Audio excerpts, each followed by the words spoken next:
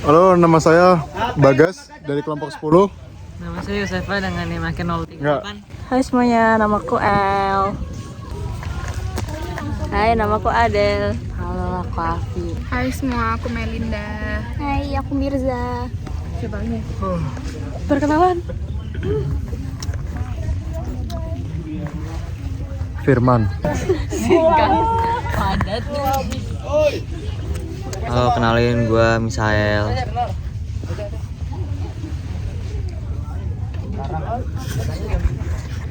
Kenalin gue Ray.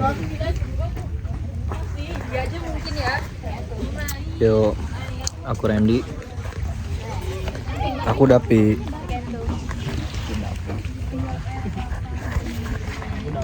Halo, gue Japar. Saksikan keseruan vlog dari tadi enggak praktikum lapangan kita hari ini. Let's go. Ya, semoga seru.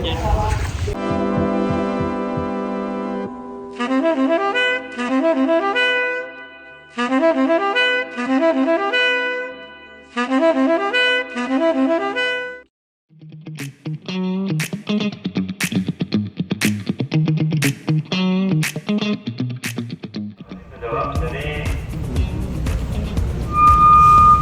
syarat utamanya adalah ini harus terendam, jadi harus di bawah nilai LLWL. Kalau misal ini nggak terendam, ini kan cuma tekanan ya. Nanti takutnya tuh kita bakal dapat tekanan udara sama tekanan air. Nah, sebenarnya ada alternatif lain. Banyak, kan kalau mau ngambil data gelombang pakainya satu detik. Terus ini kan, nah kalau intervalnya 1 detik itu cuma bisa di 6 jam doang. Jadi kalau misal udah 6 jam nih, kita harus setting-settingnya lagi. Settingnya lagi, baru dipeloi lagi. Nah kalau lebih dari 1 detik itu bisa lebih lama. Ini kan ada keterangan di sini. Terus di start logging ini bisa disetting kayak si Marote tadi. Kita mau kapan nyetingnya, bisa sekarang, bisa nanti. Terus ini kan kita mau nyoba di sini kan, pakainya yang sekarang. Terus di start aja.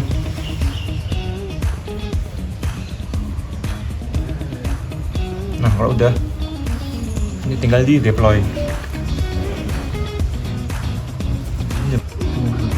On karena kita mainnya di sini kan, nggak di laut. Datanya jelek. Ini ada data suhunya kanan sama level meters. Tekanan paling besar Bagas ini. Aduh, bidon.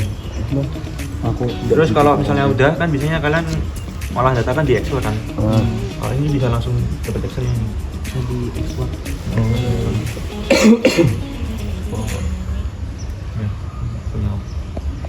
Kayak begini jadinya. Terus kalau udah you done, tinggal dicopot. Stop. Dilepas. Stopnya gini.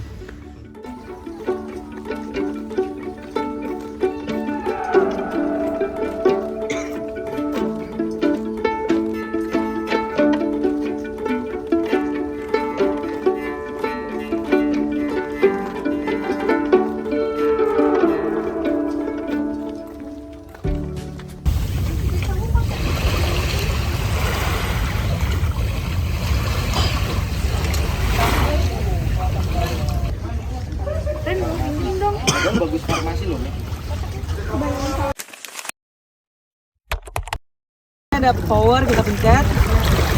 Terus kalau kita mau record, tinggal record, nanti bisa di convert total. Betul. Oke. Nah, betul ya katanya Yosefa. Nah, tapi nanti kalian ambilnya itu dari sini. Ya, kalau udah per 1 menit. Udah mulai. Belum dari jam 9. Jam 9 ada resep. Jadi ada yang ngatatin waktuin. Nah, jadi di sini selain ada pengukuran angin menggunakan anemometer, kita juga mengukur dari arah datangnya angin. Nah, caranya itu adalah dengan menggunakan kompas bidik dan juga tisu. Nah, tisu ini Udah di situ udah dijeblak aja deh. Sebutin. isunya berarah kemana? Tadi ke arahnya ke sana. Nah, jadi kita membidik kompas ini dengan melihat ininya agar dia stabil. Terus setelah stabil kita tekan dan kita akan dapatkan nilainya. Seperti itu.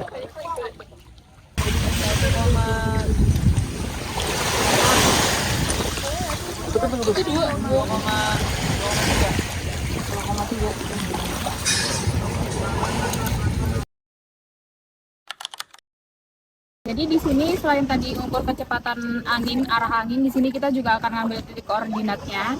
Jadi di sini kita pakai GPS. Nanti caranya ini udah ada kayak layoutnya gitu. Nanti tinggal di pencet tombol enter yang lama. Nanti koordinatnya akan keluar.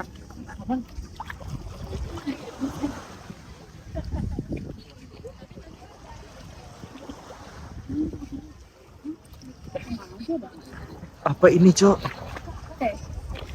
Jadi tadi setelah di enter waktu yang lama, ini titik koordinatnya sudah keluar dan selanjutnya bisa langsung dicatat titik koordinatnya.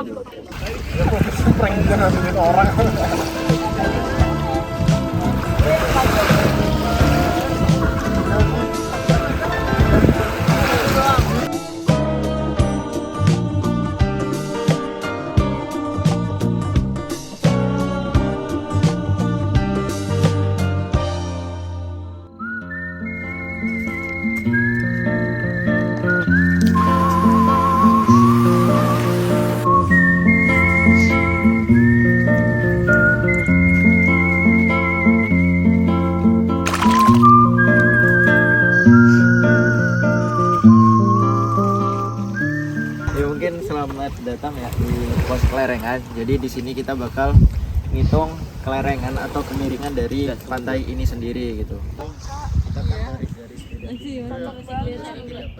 Dadah Bagas. PMSDP nggak bisa, guys. Mana topi dia begitu lagi ya? Itu tinggal ini. Siapa yang mau lihat waterpass? Saya. Nih. Jadi ini kita lagi mau hitung kelerengan pakai yang namanya waterpass. Jadi Iya, ini kan titik alat waterpassnya kan udah di blok hitam ya. tapi kita di belakang, yang satu lagi ada di depan atau di belakang? Belakang betul. Ini kita langsung arahin aja. Di sini ada kayak Ini warnanya beda loh, udah ini beda kalau loh. misalnya udah nandain objek yang ada di hutan, itu nanti ada kelihatan garis plusnya kalau dia blur. Terus karena yang di hutan itu ada kayak penggarisnya itu, nanti langsung dilihat aja batas atas, tengah, sama bawah. Oh my, she's a long way from suburban towns. Came to the city for the love, got her hurting now. Oh my, she's a long way from suburban towns. Long way, really long way from suburban. Nah, biasanya kan kalau datanya kalian udah dapat langsung kan. Nah, di sini kalian bakal ngambil data langsung di lapangan. Kalian udah ke pos kelerengan? Udah. Kelerengan yang didapat berapa? 0,61. Oke. Nanti coba aja lihat kelerengan yang mendekati dari kelerengan yang kalian dapat. Nah, di sini kalian nanti bakal ngambil data gelombang dan data periodenya.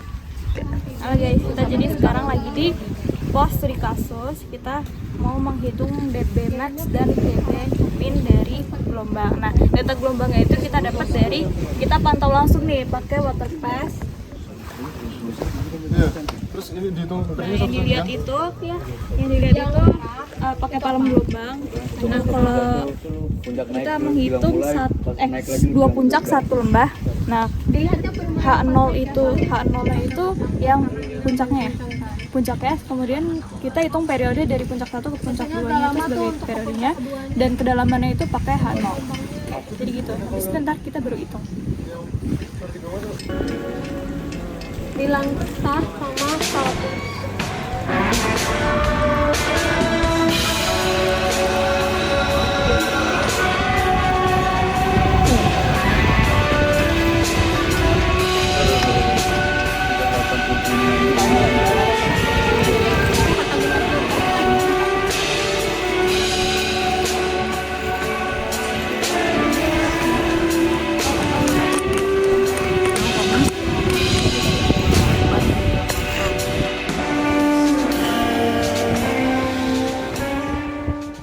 Oke, jadi kita Udah. dapat perhitungannya.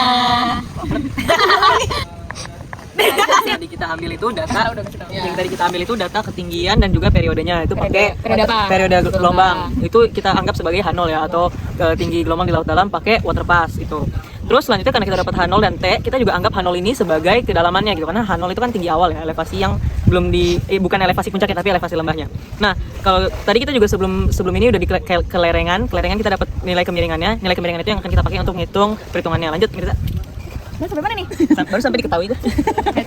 Nah, pertama kita nyari LO, COC dan lain-lainnya. Nah, yang terpenting itu di H absen 0. Udah dapat tuh. Terus kita interpolasi untuk mencari nilai betanya dan alfanya. Nah, setelah itu beta itu dibuat untuk dB min. Sedangkan alfa itu untuk dB max. dB min itu apa? dB min itu kedalaman Kedalaman di gelombang pecah. Oh ya, gelombang pecah di minimumnya. Nah, itu hasilnya kita 1,323 meter. Nah, sedangkan kedalaman maksimumnya itu 1,694 berapa nih? 45 meter. Nah, ini ilustrasinya. Ya, betul. Oh ya, yang mempengaruhi berarti ya? Iya. Yang mempengaruhi apa aja tadi? Angin, terus kemiringan, sama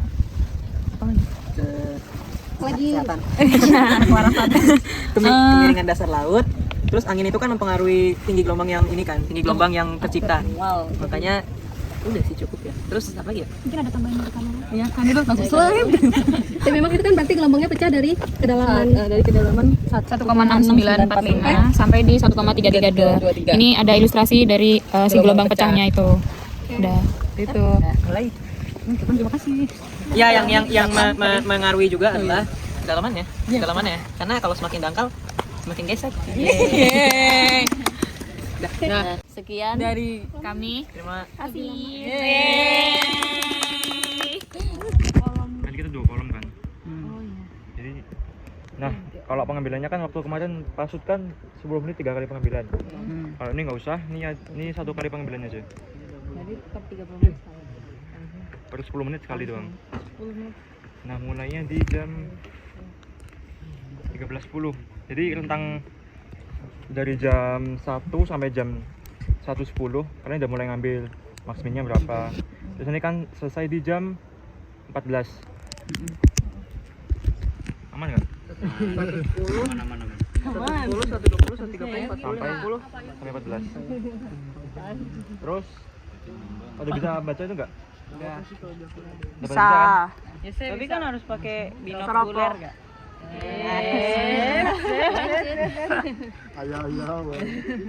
Saya sedang memegang binokuler karena kita akan mengamati palem pasut. Dan untuk binokuler ini akan dijelaskan oleh teman saya Davi. Oke, jadi alat ini namanya binokuler ya teman-teman. Cara penggunaannya itu tinggal kalian tempel aja ke mata kalian untuk melihat objek yang ada di jauh. Terus coba jadi alat ini tuh gunanya buat ngefokusin bidikan dari binokuler ini ke palem pasut yang mau kita ambil datanya. Jadi cara ngambil data palem pasut itu pertama-tama ada 2 orang, yang satu memegang catatan lapsom, yang satu memegang binokular. Jadi setiap interval 10 menit selama 1 jam itu yang memegang binokular melihat angka max dan juga min dari dari palem pasut. Lalu orang yang memegang lapsom itu mencatat hasil max dan minnya. Udah start kan dari kapan ini? Dari sekarang. 310. Ini 310. 310, 320, 330 sampai jam 14.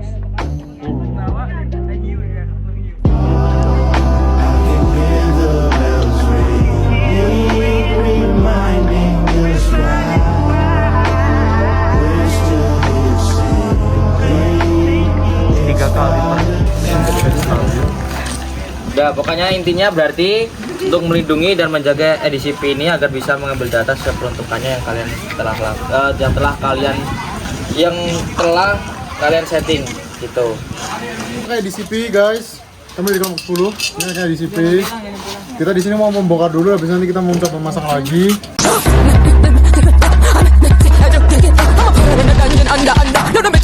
Kayak gini, dia itu berarti ditaruh di tengah buat sebagai penyangga platnya. Yang matanya 4 jajar kayak gini.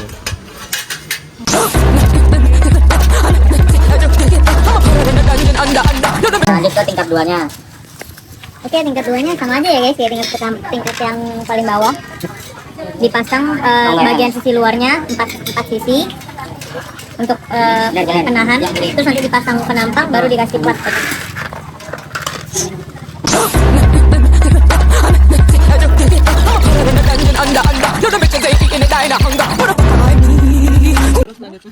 Lanjutannya itu kita akan bikin tertutup dua besi penampang gitu yang nanti di atas besi penampang itu ada plat gini guys. Nah ini plat yang bawahnya itu kan 3 stone. Balik plat itu ketiga sama kedua itu tuh buat naruh plat ketiga untuk naruh baterainya, plat kedua nanti buat naruh ADCT-nya. Nah bisa lihat ini penampang untuk plat ini. Dipasang gini. Dipasang gitu. Nah nanti di atas penampang ini akan dikasih plat. Maka ditaruh tengah-tengah setiap kerangkanya guys.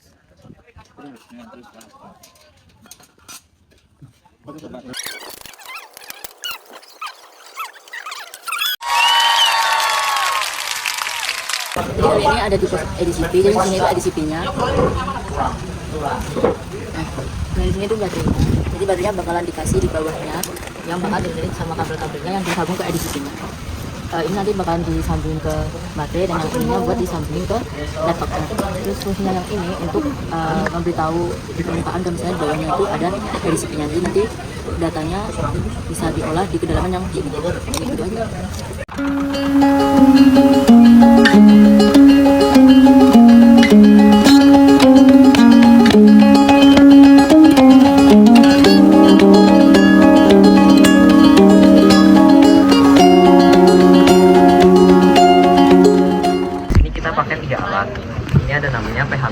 Ini buat ukur pH, kemudian ini ada refraktometer, ini fungsinya untuk mengukur salinitas, dan satunya itu ada yang namanya diometer, ini tuh untuk mengukur dissolved oksigen.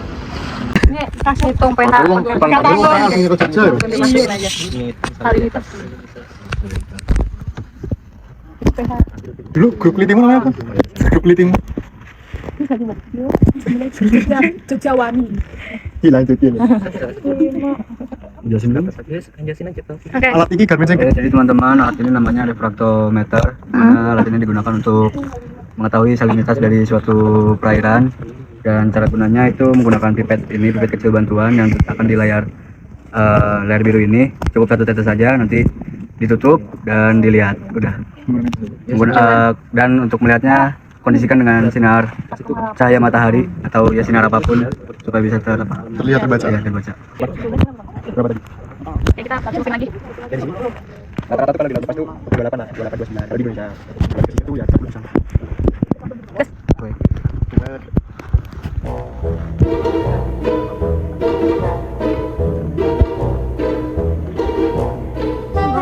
Hati-hati ya.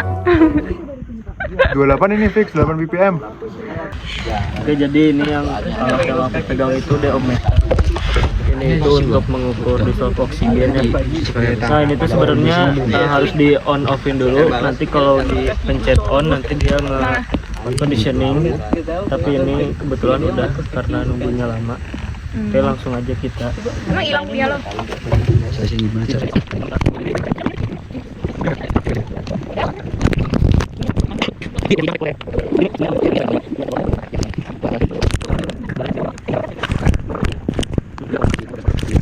Pemetaan batimetri. Nah di sini tuh kita mau metain batimetri. Alatnya modul 4 kemarin apa aja ya? Ada yang inget nggak? Yang dijelasin buat pemeruman apa? Eco sounder. Iya bener, eco sounder bener. Nggak salah, eco sounder bener. Kita ke bagian navigasi dulu. Set gini kan. Keluarlah lajur perum kita. Nih lajur perum kita yang hijau. Oh iya, yang teratur. Nah keluar. Tapi teman-teman kita nggak akan melakukan pemeruman. Karena daripada kalian sakit nanti mabuk kapal. Jadi nggak usah dulu ya. Tak jelasin aja.